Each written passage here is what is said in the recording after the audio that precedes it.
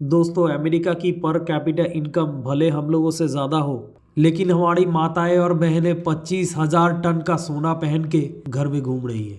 और ये मैं नहीं, वर्ल्ड गोल्ड काउंसिल बता रहा है। और तो और आपको जान के खुशी होगी कि इंडिया बार और कॉइन की सेकेंड लार्जेस्ट मार्केट है वर्ल्ड वाइड। तो आप सोचोगे ये तो बहुत अच्छी बात है, बिकॉज लोगों के पास पैसा है तभी वो लोग गोल्ड खरीद रहे हैं। प्रॉब्लम ये है कि हम लोग गोल्ड प्रोड्यूसिंग कंट्री के गिनती में ही नहीं आते हैं, लेकिन हमारा कंजम्पशन ऑलमोस्ट 50 टाइम्स ज़्यादा है। इवन अमेरिका के 3 गुना ज़्यादा है, लेकिन अमेरिका हमसे ऑलमोस्ट 10 गुना गोल्ड प्रोड्यूस कर रही है। तो क्या हर बार हम लोग जो गोल्ड खरीद रहे हैं उससे एक बहुत बड़ा डेफिसिट क्रिएट हो रहा है? जी हाँ दोस्तों। अब शायद आप बोलोगे यार उससे मुझे क्या, मेरे पास पैसा है तो मैं गोल्ड खरीदूंगा। एक सिटीजन के हिसाब से आप देख रहे हो, लेकिन अगर आप गवर्नमेंट के नज़रिए से इसको देखोगे तो हम लोग जो सोना खरीद रहे हैं उसका 99% इम्पोर्ट करना पड़ रहा है, वो भी डॉलर खर्च करके। अगर इकोनॉमी को स्ट्रॉन्ग करना है तो हम लोगों को एक्सपोर्ट में ज़्यादा ध्यान देना पड़ेगा, अल्टीमेटली फॉरेन रिजर्व बढ़ाना पड़ेगा। तो गवर्नमेंट भी सोच रही है कि कैसे इस डेफिसिट को घटाया जाए। सिर्फ यही नहीं, अब गवर्नमेंट गोल्ड को भी मोनेटाइज करना चाहती है। कैसे? कुछ ऐसे फाइनेंशियल प्रोडक्ट्स को पुश करके जो डिनोमिनेटेड तो गोल्ड पे ही होंगी, लेकिन वो एक्चुअल फिजिकल गोल्ड के सप्लीमेंट होंगे। और गवर्नमेंट वैसा कर भी रही है by introducing digital gold, sovereign gold bond, gold ETF, gold mutual fund जैसे कुछ फाइनेंशियल प्रोडक्ट्स को इंट्रोड्यूस करके। देखिए, एक चीज समझना पड़ेगा, स्कूल में हम लोगों को कभी भी पर्सनल फाइनेंस पे कोई बेसिक एजुकेशन दिया ही नहीं, और हमारे बाप दादा के टाइम पे तो मोबाइल भी इतना नहीं था। इसी के वजह से लोगों ने गोल्ड को एज एन इन्वेस्टमेंट देखा और इन्वेस्ट भी किया। इवन टिल डेट अगर आप किसी को इक्विटीज में बोलोगे इन्वेस्ट करने, तो वो गोल्ड को ही पहले सोचेगा, उसके बाद इक्विटीज को सोचेगा। बट जमाना बदल रहा है और हमारी जो यंग जनरेशन है उनका एटीट्यूड शिफ्ट हो रहा है टुवर्ड्स वेल्थ क्रिएशन। बिकॉज दोस्तों, पहले एफडी में ही इतने इंटरेस्ट मिल जाते थे कि हम लोगों को कभी ये सब ऑल्टरनेटिव्स के बारे में सोचना ही नहीं पड़ा। बट आज के डेट में आपको भी मालूम है एफडी में कितना इंटरेस्ट है। तो दोस्तों, आज के वीडियो में हम लोग बात करेंगे गोल्ड इन्वेस्टमेंट ऑप्शंस के बारे में।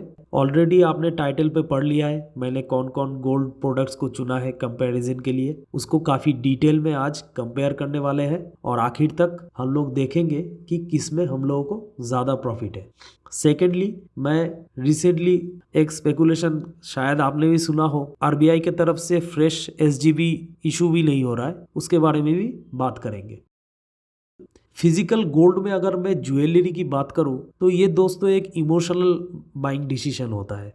बिकॉज हर चीज़ को हम लोग रिटर्न के नज़रिए से नहीं देखते हैं। तो मैं वीडियो में ज्वेलरी के बारे में बात ही नहीं करूंगा, मैं यहाँ पे बार्स एंड कॉइन्स की बात कर रहा हूँ दोस्तों। जिसमें पहला ड्रॉबैक है दोस्तों हाई मेकिंग चार्जेस, 8% से लेके 31% तक हो सकता है, जो कि डिपेंड करता है उसके डिजाइन के ऊपर। नेक्स्ट, आपको 3% का जीएसटी देना पड़ता है ज्वेलरी कॉस्ट के ऊपर, और 5% का अलग जीएसटी लगता है मेकिंग चार्ज के ऊपर। Third and the most important, storage का एक बहुत बड़ा इशू है दोस्तों। फिजिकल गोल्ड में कभी भी चोरी होने का एक डर हमेशा रहता है, इसीलिए हम लोग फिजिकल गोल्ड के ऑल्टरनेटिव डिजिटल गोल्ड में निवेश करने का सोच सकते हैं। डिजिटल गोल्ड और फिजिकल गोल्ड में बस इतना ही फर्क है, आप एक ऑनलाइन गोल्ड खरीद रहे हो और इसको आपकी जब मर्जी तब आप इसको फिजिकल गोल्ड में कन्वर्ट भी कर सकते हो, लेकिन इस पे भी 3% का जीएसटी लगता है। इसमें एक एडिशनल स्प्रेड रहता है दोस्तों। स्प्रेड का मतलब यही है, मार्केट के प्राइस और आप जिस प्राइस पे खरीद रहे हो उसका जो गैप, उसी को स्प्रेड कहा जाता है। जनरली डिजिटल गोल्ड के टाइम में ये स्प्रेड नॉर्मली 3% होता है। सपोज आपने गोल्ड में 1 लाख रुपए का इन्वेस्ट किया, तो उतने अमाउंट का 24 कैरेट गोल्ड ये सब कंपनीज खरीदेगी और उनके वॉल्ट में स्टोर करेगी। उसका कॉस्ट भी हम लोगों को ही बेयर करना पड़ता है। And last but the most important, इसमें कोई रेगुलेटरी अथॉरिटी नहीं है। जैसे कि आपको मालूम है स्टॉक में सेबी है, फूड में एफएसएसआई है, उसी तरह डिजिटल गोल्ड में कोई रेगुलेटरी अथॉरिटी नहीं है। मतलब कुछ भी प्रॉब्लम हुआ, हम लोगों को एज ए इन्वेस्टर को सेफ गार्ड करने वाला कोई भी नहीं है। आप किसी को पकड़ नहीं पाओगे। किसी भी कंपनी को यहाँ पे डिफेम नहीं कर रहा हूँ, सो हम लोगों ने देखा कि digital gold no doubt convenient option है फिजिकल गोल्ड के अगेंस्ट में, बट इसमें कुछ ज़्यादा ही खर्चे लग जा रहे हैं। तो नेक्स्ट आता है हमारा सबसे popular investment method in gold, that is sovereign gold bond. ये आरबीआई के द्वारा इशू होता है on behalf of government of India, और ये एक बॉन्ड है, मतलब गवर्नमेंट आपसे पैसा उठा रही है किसी भी प्रोजेक्ट या इंफ्रास्ट्रक्चर को डेवलप करने के लिए। मतलब आप गवर्नमेंट को एक तरीके से लोन दे रहे हो। मिनिमम 1 ग्राम गोल्ड से आप ये इन्वेस्टमेंट शुरू कर सकते हैं, और तो और आप गवर्नमेंट को लोन दे रहे हो, इसीलिए गवर्नमेंट आपको एक ब्याज दे रही है 2.5% सेमी एनुअली, मतलब साल में 2 बार 0.125% करके। और दोस्तों ये इंटरेस्ट सिंपल इंटरेस्ट है, और ये इंटरेस्ट आपको एसजीबी के फेस वैल्यू पे मिलता है। इसके बारे में आगे में मैं डिटेल में बात करूंगा। तीसरा इसमें एक लॉक इन पीरियड है, वो भी 5 साल का। वैसे मैच्योरिटी पीरियड तो 8 साल का है, बट आप प्रीमैच्योर रिडेम्पशन कर सकते हो फ्रॉम 5th ईयर। ये तो हमने जाने एसजीबी के फीचर्स। अब जानते हैं क्या क्या एडवांटेजेस है एसजीबी में। गवर्नमेंट सर्विस को भले हम लोग जितना भी गाली दे, Indian are obsessed with government jobs, आपको भी पता है, बिकॉज जॉब सिक्योरिटी है, सिंपल बात है। उसी तरह इस एसजीबी सर्टिफिकेट के ऊपर भी आरबीआई का ठप्पा लग चुका है दोस्तों, तो ये एक 100% सिक्योर इन्वेस्टमेंट हो जाता है। Next which is the most important, अगर आप 8 साल बाद इसको आरबीआई के थ्रू रिडीम करते हो तो आपको 1 रुपया भी टैक्स नहीं लगेगा। अगर कोई आपको इमरजेंसी आ गया तो आप एसजीबी को एज ए कोलेटरल यूज करके लोन उठा सकते हो आपके इन्वेस्टमेंट अमाउंट के करीब। 100% नहीं मिलेगा, कुछ परसेंट रख के आपको लोन दे देगी बैंक। तो यही सब इन्वेस्टमेंट एसजीबी को एक सुपीरियर ऑप्शन बनाता है गोल्ड में इन्वेस्ट करने के लिए। सेकंड हम लोग बात करेंगे, बाई चांस अगर आपको 5 साल के पहले ही एसजीबी को रिडीम करना है तो वो भी पॉसिबल है। जब आप इन्वेस्ट कर रहे हो उसी टाइम पे आपको एसजीबी को अपने डीमैट अकाउंट पे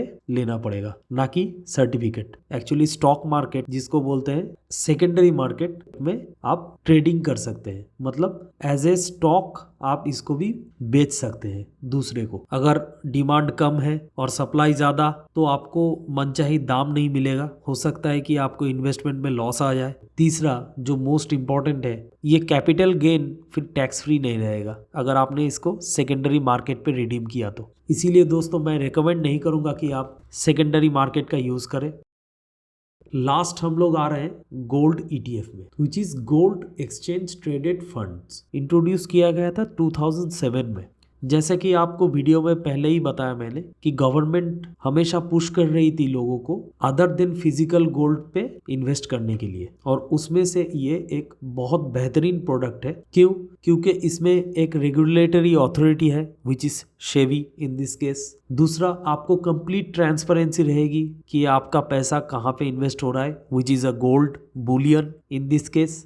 next is low expense ratio. Even SEBI ने ऑलरेडी लिमिट कर दिया है 1% पे, उसके ऊपर कोई भी एएमसी चार्ज नहीं कर सकती। नेक्स्ट, गोल्ड बुलियन के प्राइस को ट्रैक करती है, इसीलिए गोल्ड बुलियन के दाम अगर बढ़ेंगे तो आपका पोर्टफोलियो वैल्यू भी बढ़ेगा, लेकिन अगर घट जाएंगे तो आपका पोर्टफोलियो भी घटेगा। गोल्ड म्यूचुअल फंड भी अल्टीमेटली गोल्ड ईटीएफ में ही इन्वेस्ट करते हैं। तो म्यूचुअल फंड मेनली उन लोगों के लिए है जो लोग एसआईपी रूट को चूज करना चाहते हैं। लेकिन एक चीज आपको ध्यान में रखना है, इसमें 1 साल का एग्जिट लोड होता है मोस्ट फंड्स में, मतलब 1 साल से पहले अगर आपने रिडीम कर लिया तो आपको 1% का एग्जिट लोड देना पड़ सकता है।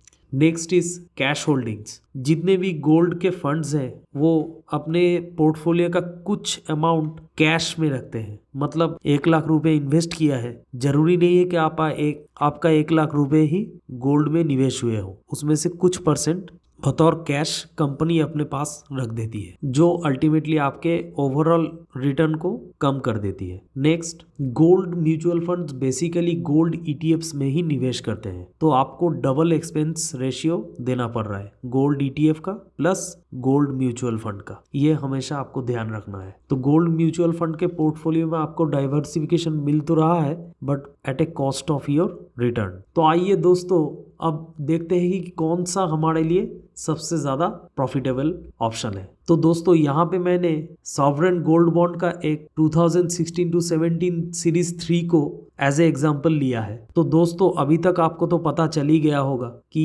SGB हमारे लिए सबसे ज़्यादा प्रॉफिटेबल ऑप्शन है। क्यों? क्योंकि इसमें पहला तो बात है 12.5% का टैक्स आपको स्ट्रेट बच जा रहा है। सेकेंडली 2.5 करके अगर आप 8 साल रखेंगे तो यहाँ पे 20% का मुनाफा आपको ज़्यादा मिल रहा है आपके इन्वेस्टमेंट वैल्यू के ऊपर। मतलब गोल्ड के प्राइस अप्रिशिएट होंगे उसका तो मुझे एडवांटेज मिल ही रहा है, उसके ऊपर मुझे 2.5% का इंटरेस्ट भी मिल रहा है पर ईयर, जो SGB को एक बहुत ही बेहतरीन ऑप्शन बना देता है गोल्ड में इन्वेस्ट करने का। बट प्रॉब्लम ये है कि लास्ट फरवरी के बाद से फ्रेश SGB इशू नहीं हो रहे हैं। क्यों? मामला काफ़ी क्लियर है।